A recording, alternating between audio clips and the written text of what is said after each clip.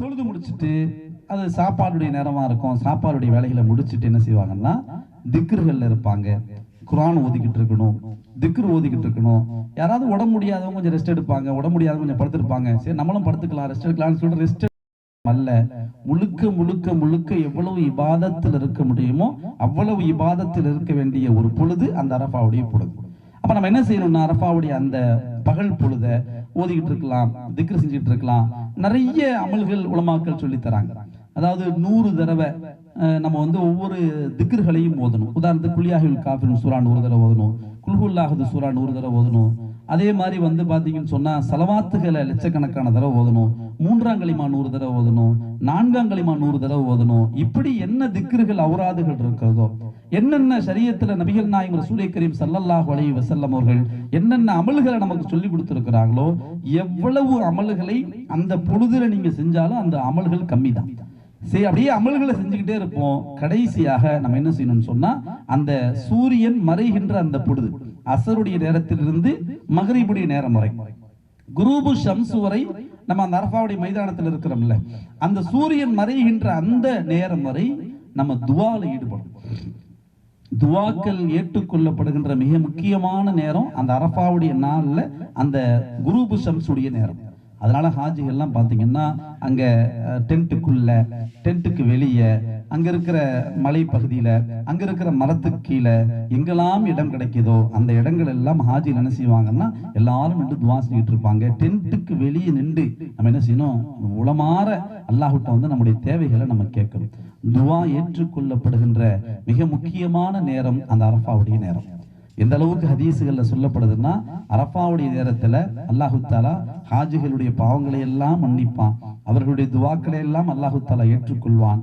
எல்லா பாவங்களையும் அல்லாஹு தாலா மன்னித்து அனுப்புகின்ற பொழுது ஷைத்தான் வந்து பார்த்து இந்த காட்சியை பார்த்துட்டு தன் தலையின் மீது மண்ணை வாரி இறைச்சிக்கிட்டு, இவங்க இந்த மக்களை வந்து அல்லாஹுக்கு இவ்வளவு காலங்கள் நான் மாறு செய்ய வச்சனே, அல்லாஹுக்கு பாவம் செய்ய வச்சனே, அல்லாஹுக்கு பிடிக்காத மனிதர்களாக வாழ வச்சனே, ஒரே ஒரு நாளில் ஒரே ஒரு பொழுதில் அல்லாஹு தாலா இவர்களுடைய பாவங்களை எல்லாம் அல்லாஹ் மன்னிச்சுட்டானே என்று சொல்லி சைத்தான் தன் தலையின் மீது மண்ணை வாரி இறைச்சிட்டு ஓடுவானா அந்த காட்சியை பார்த்து. அப்படின்னு சொன்னா எந்த அளவுக்கு அரஃபால அல்லாஹு தாலா ஹாஜிகளுக்கு அந்த சிறப்பு கொடுக்குறான் அப்படிங்கிறத நம்ம யோசிக்கணும். அப்ப என்ன செய்யணும், பிறை 9 அன்னைக்கு மதியத்திலிருந்து மாலை பொழுது வரை அந்த அரஃபாவுடைய மைதானத்துல தங்கி நம்ம இந்த அமல்கள் எல்லாம் முடிக்கணும். முடிச்சிட்டோம்னு சொன்னா மகரிப் நேரம் வந்துருச்சு இல்ல, நீங்க உடனே மகரிப் என்ன செஞ்சிடக்கூடாது, அங்க அரஃபாவுடைய மைதானத்தை தொழக்கூடாது. ஒரு முறை இருக்கிறது ஹஜ்ஜில, லுகர் தொழும் பொழுது அசரையும் சேர்த்துக்கணும் அரஃபால. அதாவது லுகருடைய வக்துல அசரை முற்படுத்தி தொழுதுறோம், அது முஸ்தலிஃபால போய் தான் மகரிபை இஷாவுடைய வக்தோடு பிற்படுத்தி தொழுவோம். அப்ப லுகரும் அசரும் மட்டும் தான் அரஃபால, மகரிபும் இஷாவை எங்க தொழணும், முஸ்தலிஃபால தொழுவோம். அதாவது அசரை முற்படுத்தி தொழுதோம், மகரிபை பிற்படுத்தி தொழுவோம். ஜம்மு தக்தீம் ஜம்மு தஅkhir அப்படின்னு அரபியில சொல்லுவாங்க. அசர் வந்து முற்படுத்தப்பட்டிருக்கு, மகரிப் வந்து பிற்படுத்தப்படும். அப்ப நம்ம என்ன செய்யணும், சூரியன் மறைந்த பிறகு அரஃபாவுடைய மைதானத்திலிருந்து கிளம்பி முஸ்தலிஃபாவை நோக்கி எல்லா ஹாஜிகளும் புறப்படுவாங்க. சூரியன் மறைந்த பிறகு புறப்படுறோம்ல, இப்ப என்ன விஷயம்னா அரஃபாவுடைய மைதானத்திலிருந்து முஸ்தலிஃபாங்கிறது வெறும் 4 கிலோமீட்டர் தான், அதிகபட்சமா 5-6 கிலோமீட்டர் தான் இருக்கும். போய் சேர்றதுக்கு 1 மணி நேரம் ஆகலாம், 2 மணி நேரம் ஆகலாம், 3 மணி நேரம் ஆகலாம், ஏன் 5 மணி நேரம் கூட ஆகும் நீங்க முஸ்தலிஃபா போய் ரீச் ஆகுது. இங்க இருக்கிற 20 லட்சம் ஹாஜிகளும் அப்படியே மூவ் ஆகி எல்லாரும் முஸ்தலிஃபால தான் போய் இரவு தங்கணும். 20 லட்சம் ஹாஜிகளுக்கும் சில பேர் நடந்து போவாங்க, சில பேர் பஸ்ல போவாங்க, சில பேர் ட்ரெயின்ல போவாங்க. அங்கிருந்து எப்படி மூவ் ஆகி அந்த குழுவாக நீங்க எப்படி போய் முஸ்தலிஃபால போய் சேர்றீங்க அப்படிங்கிறது ரொம்ப முக்கியமானது. இதுல பஸ் என்ன ஆகும்னு சொன்னா அங்க இருக்கிற சூழ்நிலையை கவனிச்சு அந்த அசருடைய மகரிபுடைய நேரம் நெருக்கத்தில் என்ன செஞ்சிருவாங்க, அரஃபாவுடைய மைதானத்துக்குள்ளேயே உங்க பஸ் வந்துருச்சுன்னா நீங்க போய் பஸ்ல உட்காந்துக்கிட்டு பஸ் அரஃபாவுடைய மைதானத்துல நிற்கும், அங்கேயே துவா செஞ்சுக்கிட்டு பஸ்லயே உட்காந்துருப்பீங்க. ஏன்னா எல்லாம் முடிஞ்ச பிறகு நம்ம வெளியே போகணும்னா அந்த நேரத்தில் பஸ் நம்ம கிடைக்குமான்னு சொல்ல முடியாது. அதனால அரஃபாவுடைய மைதானத்தில் நம்ம பஸ்ஸை முன்னாடியே கொண்டு வந்து அல்லது அங்க உள்ள சூழ்நிலைக்கு தகுந்த மாதிரி உங்களை கூடுவாங்க. அப்ப குரூபு ஷம்ஸ் முடிந்த உடனே அங்கிருந்து என்ன செய்வாங்க, உங்களை அழைச்சிக்கிட்டு முஸ்தலிஃபாவுக்கு போவாங்க. அப்ப முஸ்தலிஃபாவை நோக்கி நம்ம என்ன செய்யணும், அரஃபாவுடைய மைதானத்துல இருந்து போகணும். பிறை 9 இரவு நம்ம முஸ்தலிஃபால தங்குறோம். இதுதான் ஹஜ்ஜினுடைய அமல். பிறை 9 இரவு முஸ்தலிஃபால தங்குறோம். என்ன அமல் செய்யணும் அப்படின்னு பாத்தீங்கன்னு சொன்னா, பிறை 9 அன்னைக்கு இரவு முஸ்தலிஃபால செய்ய வேண்டிய 2 முக்கியமான அமல். ஒன்னு மகரிபையும் இஷாவையும் போய் முஸ்தலிஃபால தொழுகிறது. மகரிபையும் இஷாவை, அது வந்து 7 மணி ஆனாலும் சரி 10 மணி ஆனாலும் சரி, நீங்க 12 மணிக்கு தான் வந்து முஸ்தலிஃபால ரீச் ஆகுறீங்க அப்படின்னு இருந்தாலும் சரி, முஸ்தலிஃபால தான் நமக்கு மகரிப். மகரிபையும் இஷாவையும் முஸ்தலிஃபால தொழுதுட்டு ஷைத்தானுக்கு கல்லடிப்பதற்கு தேவையான அந்த 70 கற்களை நம்ம எடுத்துக்கொள்ள வேண்டிய இடம் முஸ்தலிஃபா. அடிக்க வேண்டிய இடம் வேற, எடுக்க வேண்டிய இடம் மட்டும்தான் முஸ்தலிஃபா. அது கல் எடுத்தாச்சு, கல்ல போய் நம்ம என்ன செய்யணும், நம்மளே போய் எரிஞ்சிட்டு வந்துடக்கூடாது. ஷைத்தான் கல்லடிக்கிறதுக்கு வேற இடம் இருக்கு. அப்ப ஷைத்தானுக்கு கல்லடிப்பதற்கு தேவையான 70 கற்களை முஸ்தலிஃபால நம்ம எடுத்து வச்சுக்கணும். போய் மகரிபை இஷாவையும் தொழுதுட்டு ஷைத்தானுக்கு கல்லடிப்பதற்கு தேவையான கல் எடுத்துக்கிட்டு அங்க எங்க இடம் கிடைக்குதோ அங்க ஒரு பெட்ஷீட்டை விரிச்சு நம்ம படுத்துற வேண்டியதான். ரொம்ப முக்கியம் என்ன தெரியுங்களா, மினால உங்களுக்கு ஏசி டென்ட் கிடைக்கும், அரஃபால ஓரளவு ஏர்குலர் டென்ட் கிடைக்கும். அந்த வெயிலுடைய கடுமைக்கு ஓரளவு தாக்கு பிடிக்கலாம். முஸ்தலிஃபால நமக்கு எங்க இடம் கிடைக்குதோ அங்க பிளாட்ஃபார்ம் தான். நம்ம வந்து இடம் கிடைச்சாவே பெருசு. எனக்கு தனியா பெட் வேணும், எனக்கு தனியா ரூம் வேணும், அங்க எனக்கு ஏசி இல்ல, இங்க பக்கத்துல பாத்ரூம் இல்ல, அங்க கல்லு குத்துது, இங்க முள்ளு குத்துது அப்படின்னு எதையுமே நம்ம சொல்ல முடியாது. அல்லாஹு தாட்டா உச்சகட்டமாக ஒட்டுமொத்த மக்களும் ரப்பே உன் கடமைக்கு முன்னால், ரப்பே உன்னுடைய கட்டளைக்கு முன்னால், ரப்பே நீ அழைத்தாய், ரப்பே நீ எங்களுக்கு கொடுத்தாய், இதோ உன் அடிமை உன்னுடைய கட்டளையை அப்படியே நிறைவேற்றுவதற்காக வேண்டி நாங்கள் தயாராக இருக்கிறோம் என்று நம்முடைய அடிமைத்தனத்தை, அல்லாஹுக்கு நாம் அடிபடுகின்ற அந்த உச்சகட்ட அடிமைத்தனத்தை வெளிப்படுத்துகின்ற மிக முக்கியமான இடம் முஸ்தலிஃபா. எவ்வளவு பெரிய மனிதராக இருந்தாலும், எவ்வளவு பெரிய செல்வந்தராக இருந்தாலும், எவ்வளவு பெரிய சொகுசாக வாழ்பவராக இருந்தாலும் முஸ்தலிஃபால தரையில் தான் படுத்தாகணும். காலையில எந்திரிச்சு நம்ம பாத்ரூமுக்கு கியூல நின்றுதான். ரொம்ப கடுமையான ஒரு பொழுதாக இருக்கும். ஆனா அப்படி படுக்கும் பொழுது கூட நீங்க பஞ்சு மெத்தையில படுத்தா கூட தூக்கம் வராது. அந்த ஹாஜி உடைய உடல் உழைப்பு, மினாவிலிருந்து அரஃபா, அரஃபாலிருந்து முஸ்தலிஃபா, அந்த அரஃபாவுடைய வெயில் என்ற அந்த இதுல அப்படியே உருகி போய் கிடைக்கிற இடத்தில் ஹாஜி ஒரு சுகமான தூக்கத்தை அந்த முஸ்தலிஃபாவிலும் தூங்குவார். அப்படி அல்லாஹ் தஆலா அப்படி ஒரு நிலையை கொடுப்பா. அல்லாஹ்வுடைய கிருபையை கொண்டு பிறை 9 அன்று இரவு முஸ்தலிஃபால நம்ம தங்குவோம். இப்ப இரவு அங்க தூங்கணும்னா படுத்து தூங்கணுங்கிறது அமல் அல்ல. அங்க உட்கார்ந்து செஞ்சுட்டு இருக்கலாம், கொஞ்சம் துவா செஞ்சுக்கிட்டு இருக்கலாம், கொஞ்ச நேரம் ஓதிக்கிட்டு இருக்கலாம். அதாவது நிறைய அமல்கள் இருக்குது. யாருக்கு என்ன முடியுதோ, எல்லாருக்கும் எல்லாமே செட் ஆகாது. வயசானவங்க இருப்பாங்க, வயசு கம்மியானவங்க இருப்பாங்க, சில பேருக்கு சிலது ஒத்துழைக்கும், சில பேருக்கு சிலது ஒத்துழைக்காது. நம்மளால என்ன முடியுமோ ஃபர்லை நாம் விடக்கூடாது, வாஜிப நம்ம விடக்கூடாது. முடிந்தவரை சுன்னத்துகளை செய்யணும். சில நஃபில்களை, சில முஸ்தஹபுகளை, சில சிறப்புகளை நம் உடம்புக்கு முடியலன்னா அதெல்லாம் நம்மளால செய்ய முடியாது. அதனால எல்லா விஷயங்களையும் தெரிந்து கொள்ள வேண்டும். எது முடிகின்றதோ, எது உங்களுக்கு சாத்தியப்படுகின்றதோ அந்த அமல்களை கட்டாயமா நம்ம செய்யணும். அப்ப அந்த இரவு கூட முடியலன்னா நல்லா படுத்து தூங்கிட வேண்டியதுதான். ஏன்னா 10 அன்னைக்கு நமக்கு வேலை இருக்குது. அல்லது முடியுதுன்னா கொஞ்ச நேரம் தூங்கிட்டு எந்திரிச்சு தொழுதுகிட்டு இருக்கலாம், ஓதிக்கிட்டு இருக்கலாம், திக்ருகள்ல இருக்கலாம். அந்த மாதிரி பிறை 9 அன்னைக்கு இரவு நம்ம முஸ்தலிஃபால இருக்கணும். அப்ப பிறை 8 முடிச்சிட்டோம், பிறை 9 முடிச்சிட்டோம். இந்த 9 அப்படிங்கிறது கொஞ்சம் கடினமான, ஒவ்வொரு மினாவில் எப்படி நம்ம மினாவில் இருந்து அரஃபா வந்தோம், அரஃபால இருந்து முஸ்தலிஃபா போனோம் அப்படிங்கிறதே ஒரு மிக முக்கியமான ஒரு காலகட்டமா தான் இருக்கு. இதையெல்லாம் முடிச்சிட்டு அடுத்த நாள் காலை விடுகின்ற பொழுது அங்கேயே ஃபஜ்ரை தொழுதுட்டு முஸ்தலிஃபாவிலிருந்து நம்ம திரும்பவும் மினாவுடைய கூடாரத்தை நோக்கி போனோம். பிறை 10. இந்த பிறை 10 ரொம்ப கஷ்டமான நாள். எப்படி 9 கஷ்டமோ 10 கஷ்டம்தான். 8 ரெஸ்ட் 9க்காக, 10ல படுற கஷ்டத்துக்கு பிறகுதான் 11, 12, 13 நீங்க ரெஸ்ட் எடுக்க முடியும்.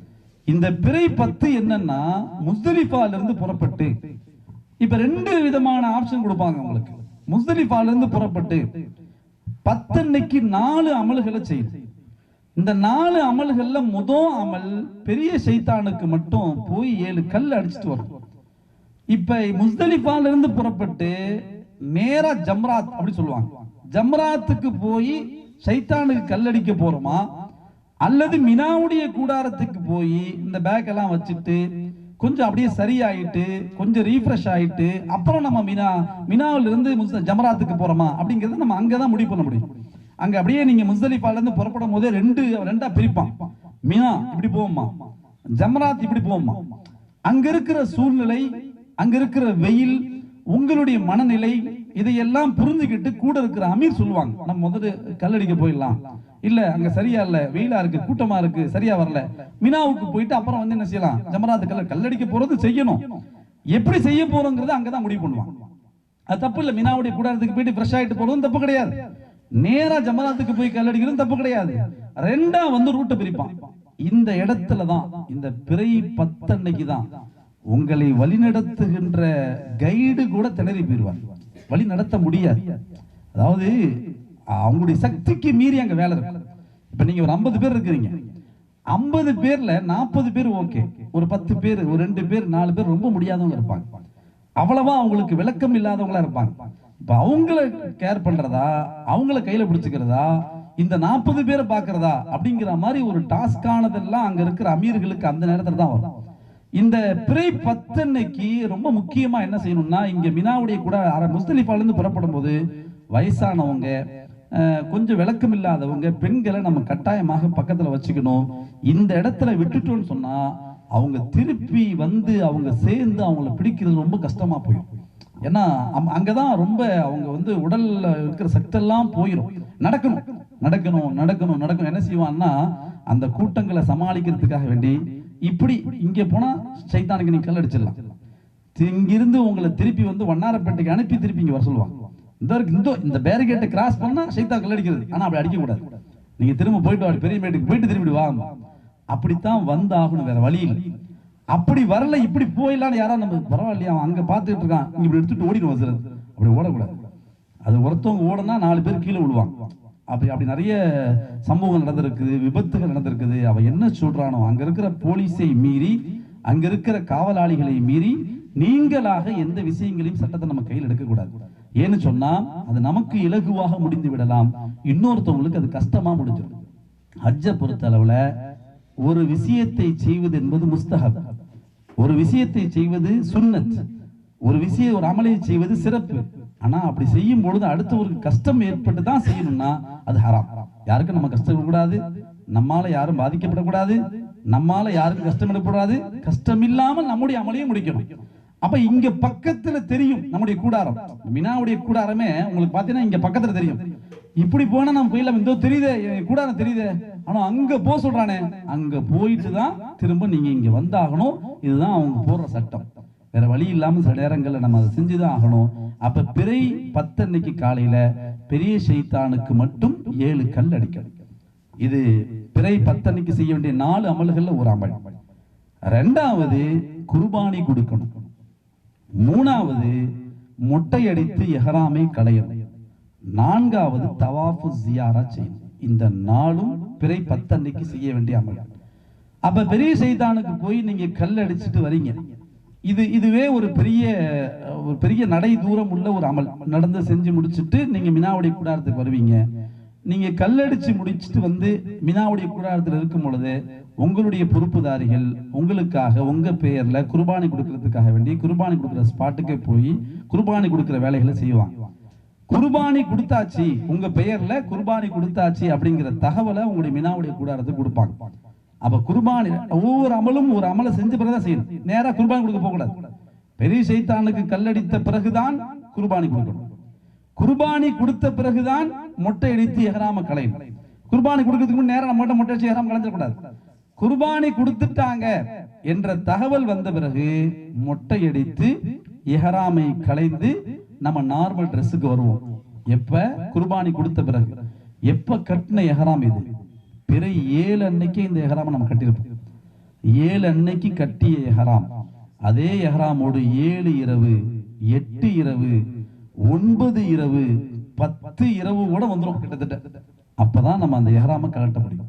அதனாலதான் ஹஜ்ஜு அப்படிங்கிறது அவ்வளவு கஷ்டங்கள் இருக்கிறதுனாலதான் அந்த ஹஜ்ஜுக்கு அவ்வளவு சிறப்புகள் உண்டு. எதுவுமே கஷ்டமே இல்லாம அப்படி இலகுவா ஒண்ணு முடிச்சுட்டு அவ்வளவு சிறப்பு அமைய முடியாது.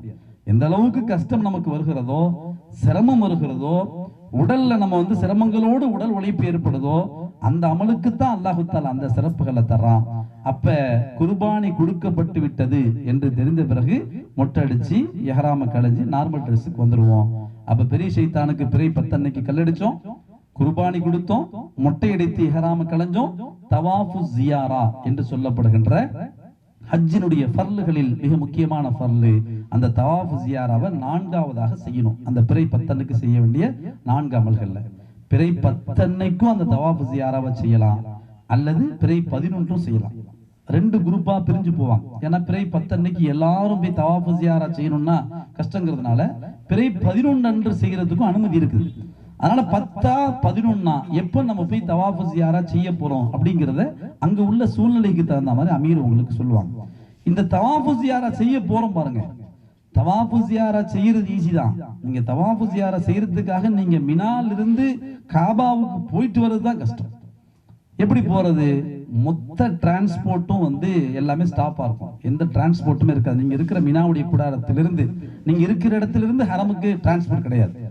நீங்க இருக்கிற மினாவுடைய கூடாரத்திலிருந்து அங்க இருக்கிற பிரிட்ஜ், சில பிரிட்ஜ் எல்லாம் இருக்கு, நிறைய குப்ரி இருக்கு, அந்த குப்ரியெல்லாம் கிராஸ் பண்ணி நீங்க அந்த நஃபக்ல சொல்லுவாங்க, அந்த டனல் சொல்லுவாங்க, அதெல்லாம் கிராஸ் பண்ணி மெயின் ரோட்டுக்கு நீங்க வந்தாதான் அங்கிருந்து தான் டாக்ஸி வந்து அக்சஸ் ஆகும் ஹரமுக்கு போறதுக்கு. டாக்ஸி வந்து அன்னைக்கு ஒரு ரேட் கேட்பாங்க.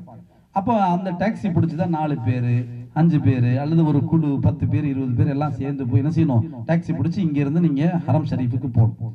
ஹரம் ஷரீஃபுக்கு போய் அந்த தவாஃபு ஜியாரா வந்து தவாஃபும் செய்யணும், சையும் செய்யணும். நார்மல் ட்ரெஸ்ல உம்ரா செய்யும்போது இப்படி எஹ்ராம்ல தவாஃப் செய்யும், அதே மாதிரி தவாஃபும் செய்யணும், சையும் செய்யணும். அதான் தவாஃபு ஜியாரா. அந்த தவாஃபு ஜியாராவை முடிச்சுட்டு திரும்ப இரவு தங்குறதுக்காக மீண்டும் நீங்க மினாவுடைய கூடாரத்துக்கே வரணும். இப்ப எப்படி நீங்க ஹரமுக்கு போனீங்க, திரும்ப எப்படி வந்து மினாவை ரீச் ஆகுறீங்க அப்படிங்கிற இந்த சிரமங்கள் தான் ரொம்ப சிரமமாக இருக்கும். போய் தவாஃப் செய்யறது நமக்கு ஈஸி, அல்லாஹ்வுடைய கிருபையினால காபாவுக்கு முன்னால் இருக்கும்போது நமக்கு அப்படி ஒரு உணர்வு வந்துடும், அப்படி ஒரு உணர்ச்சி வந்துடும், அப்படி ஒரு நமக்கு ஒரு பெரிய ஆற்றல் வந்துடும், ஆர்வம் வந்துடும்.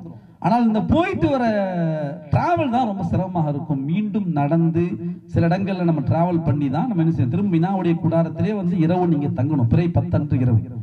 அப்ப நான் சொன்ன மாதிரி பிறை 8 அது இலகுவா இருக்கும், பிறை 9 10 இந்த 2 நாட்கள் முடிஞ்சிடும். பிறை 11 பிறை 12 பிறை 13 இந்த 3 நாட்கள், இந்த 3 பொழுதுகளும் நமக்கு எந்த அமல்களும் கிடையாது, அப்படியே தொழுதுகிட்டு இருக்க வேண்டியதுதான். லுஹருடைய நேரத்துக்கு பிறகு போய் 3 ஷைத்தானுக்கு கல் அடிக்கணும், 7 கல். முதல் ஷைத்தானுக்கு ஜமரத்துல் ஊலா, ஜமரத்துல் உஸ்தா, ஜமரத்துல் அகபா, இந்த 3 ஷைத்தானுங்களுக்கும் 7 கல் அடிக்கணும். 21 கல், பிறை 11 21, பிறை 12 21, பிறை 13 21, பிறை 10ல ஒரு 7 கல் மட்டும் அடிச்சல, மொத்தம் சேர்த்தீங்கன்னா 63 + 7 70 கல்லாயிரும். இந்த 70 கல்ல தான் நீங்க என்ன செய்றீங்க, அந்த முஸ்தலிஃபால எடுத்து வச்சுக்கிறீங்க. இந்த 3 நாளும் 70 கல்ல 7 அந்த 21 கல் அடிச்சுட்டு நம்ம வந்து மினாவுடைய கூடாரத்துல தங்கி இருக்கிறது மட்டும் தான் அமல். அப்படியே 3 நாட்களும் நமக்கு வந்து அப்படி நகர்ந்து போகும். அல்ஹம்துலில்லாஹ்.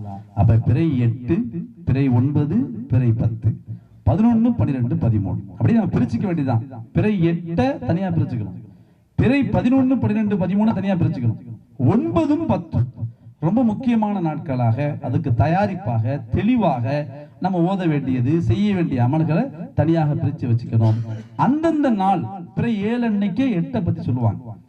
பிறை 8 அன்னைக்கு எல்லாத்தையும் முடிச்சுட்டு 9க்கு என்ன செய்யணும்னு அப்போ சொல்லுவாங்க.